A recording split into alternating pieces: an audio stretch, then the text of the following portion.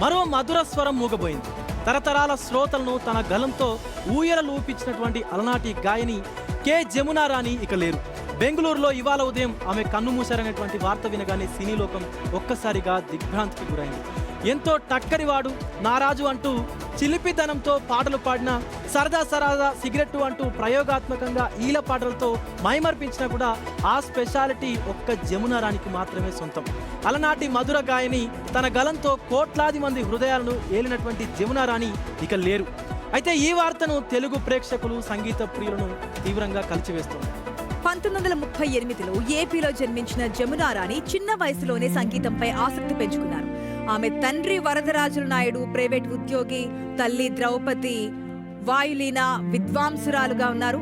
కుటుంబంలో సంగీత వాతావరణం ఉండడంతో 7 ఏళ్ల వయసులోనే సినీ ఇండస్ట్రీకి అడుగుపెట్టారు జమున.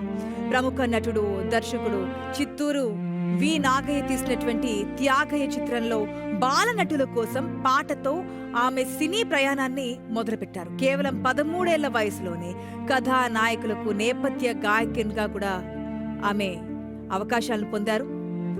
ఇప్పుడు ఆ ప్రతిభ ఇక లేరు అనే వార్త తెలుగు సినీ పరిశ్రమకు ఎనలేని లోటుగా చెప్తున్నారు. ఇక 1952లో మాడ్రాన్ థియేటర్స్లో నిర్మించినటువంటి వలయాపతి సినిమాతో హీరోయిన్ కు పూర్తి స్థాయిలో పాట పాడినటువంటి జమునా రాణి ఆ తర్వాత వెనుదిరిగి చూసుకోలేదు. తెలుగు మాత్రమే కాకుండా తమిళం, కన్నడ, మలయాళం భాషల్లో కలిపి ఈ అన్నిటి భాషల్లో కలిపి సుమారుగా 6,000కు పైగా కూడా పాటలు పాడాడు. తెలుగు సినీ చరిత్రలో ఆమె స్వరం చేసిన సంతకం ఎప్పటికీ చెరగనిది, మాయనిది. సంగీత రంగంలో ఆమె చేసిన సేవలకు గుర్తింపుగా తమిళనాడు ప్రభుత్వం 1998లోనే ప్రతిష్టాత్మక కలైమామాని పురస్కారంతో సత్కరించింది. 2002లో అరిన్యార్ అన్నాదురై అవార్డును కూడా అందుకున్నారు.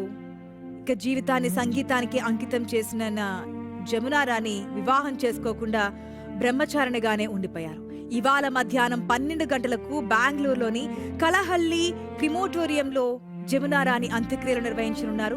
ఏది ఏమైనా ఎన్నో గొప్ప పాటలు పాడిన కోక జమున కన్నుమోయడం సినీ సంగీత ప్రపంచానికి తీరని లోటని చెప్పొచ్చు.